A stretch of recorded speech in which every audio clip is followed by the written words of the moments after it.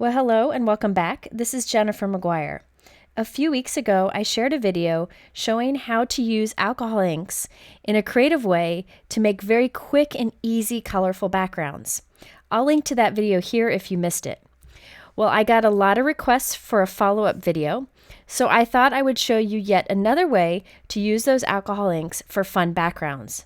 There are many more advanced techniques, and I'll cover those in the future, but this is really easy to do. So I'm going to be using Ranger alcohol inks today.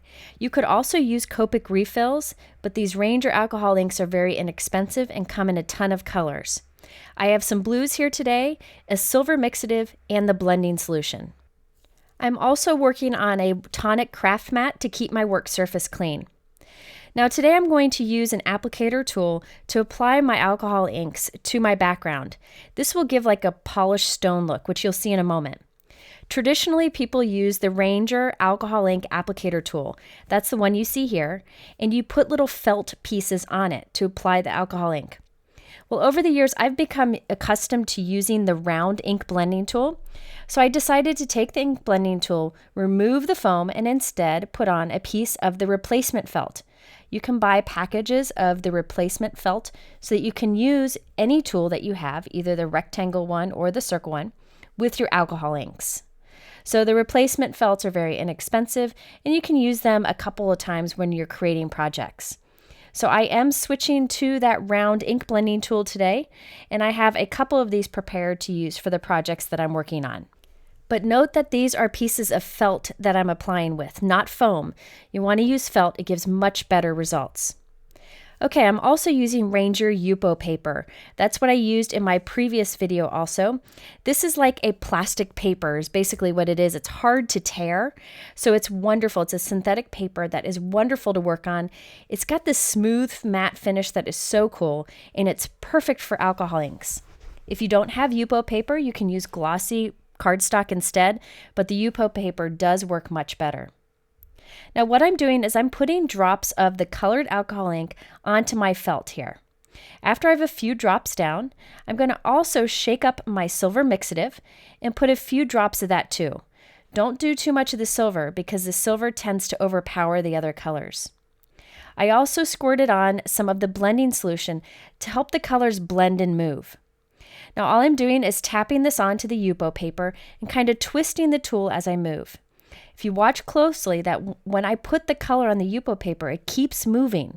So you can see it keeps moving and blending and giving a beautiful background. Well, I decided this didn't have enough color. I used too much blending solution, so I'm going to go and add more color to it. I think it's so much fun how it keeps moving on the paper there. So onto the same applicator tool, I'm just putting more of the blue and of the dark teal color, and then I'll pounce that again onto the background. I think I'll add one more drop of the mixative also. So here you can see, since I didn't use the blending solution this time, it goes on really heavy, and you can see how that silver kind of moves around on it, and you get like this granite or faux polished stone look that is just gorgeous. Love the look of it. Wish you could see it in real life because the shine is amazing. I'm going to set that aside and let it dry. Let's do another example. On this one, I'm using a fresh piece of felt, even though I could reuse the last one. And I'm putting a line of the two colors and a line of silver, and then I'm putting some blending solution on it. And I'm just swiping this across the Yupo paper, and look at that beautiful stripe effect that you get.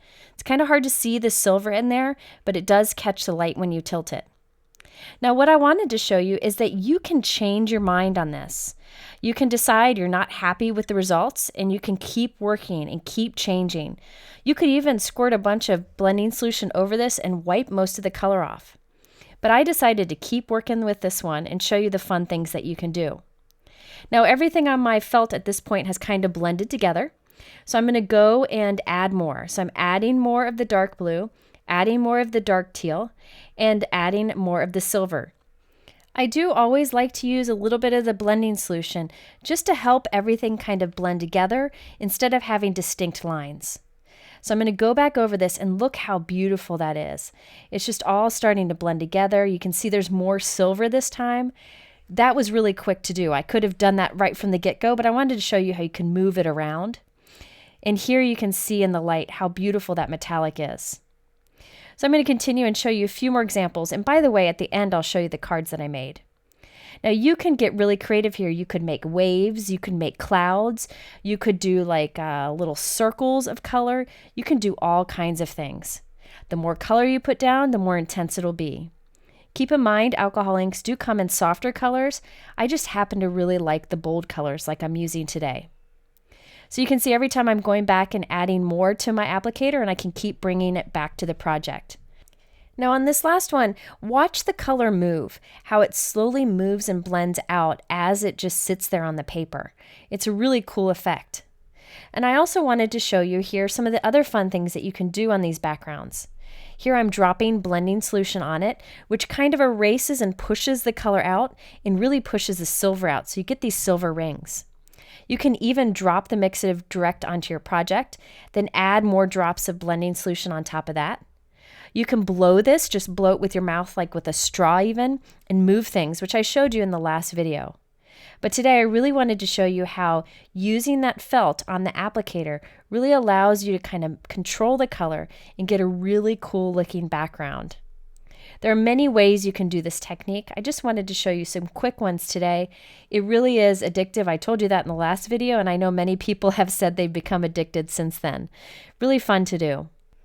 Okay, so now I wanted to show you the cards that I created with these backgrounds. Now in full disclosure, I didn't videotape every part of these cards.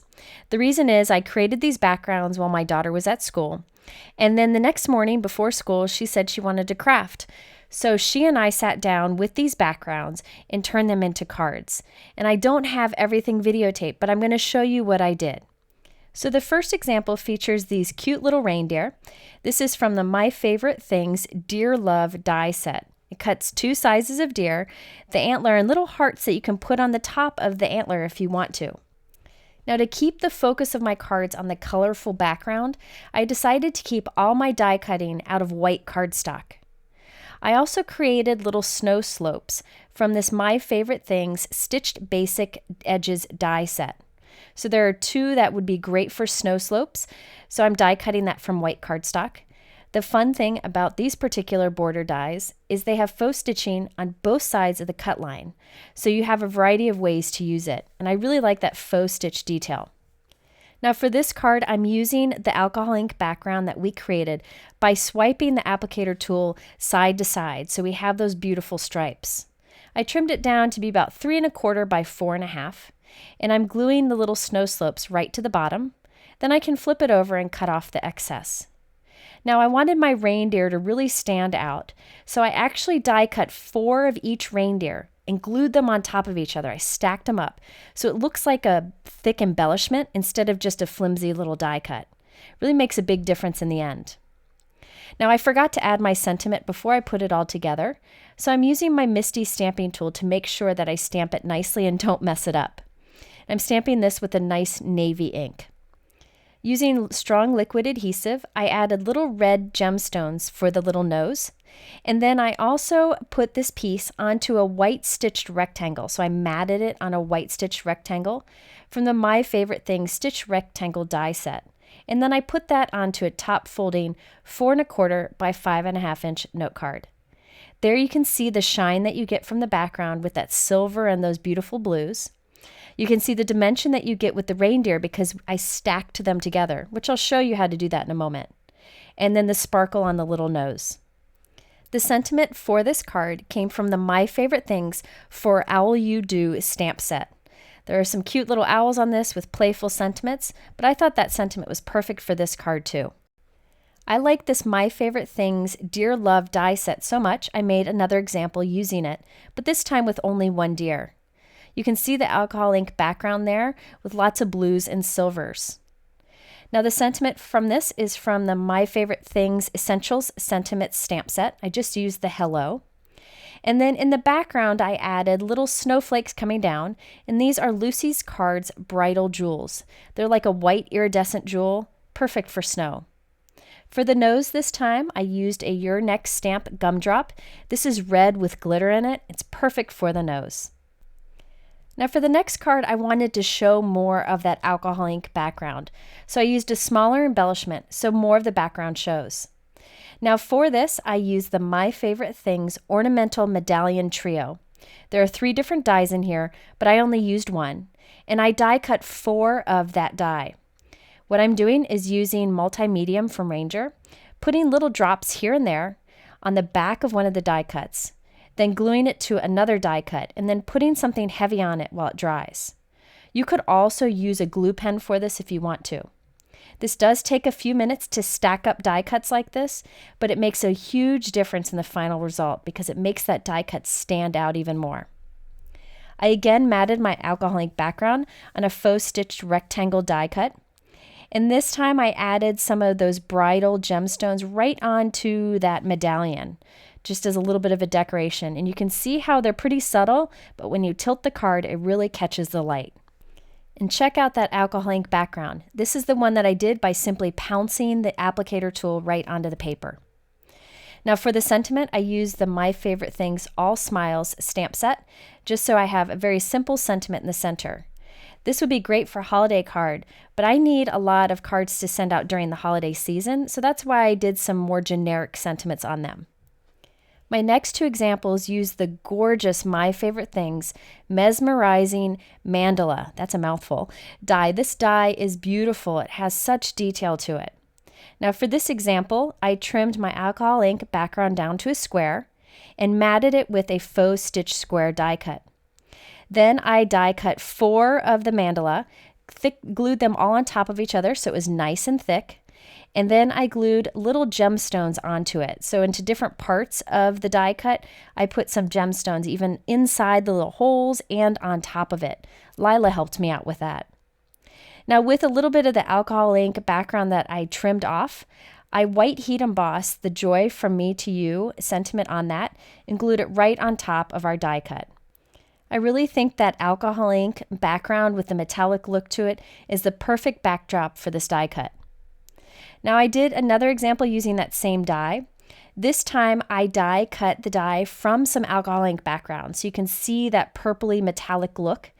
Behind that die cut, I stacked 3 white die cuts so it stands off the card a little bit so you can see the dimension really well on this example. I added some more of those bridal gemstones and glued it to one of the faux stitched white rectangles and glued that to the card. That sentiment Hello Beautiful is from that same Essentials sentiment stamp set that I showed you earlier. So this time, again, I die cut from the alcohol ink background. So if you create an alcohol ink background you're not thrilled with, try this, just die cut from it. I also wanted to create a card that was a little more playful and wanted to use this cute little skiing guy. I thought this background looked like a night sky, so it was a perfect backdrop. I again did the little snow slopes, and I attached everything to that faux stitch rectangle and then onto a note card. Now this cute little guy is from the Sizzix Greeting stamp set that's new from My Favorite Things. I just stamped him, colored him quickly with Copic markers, and added some shimmer pen to him so he had some sparkle.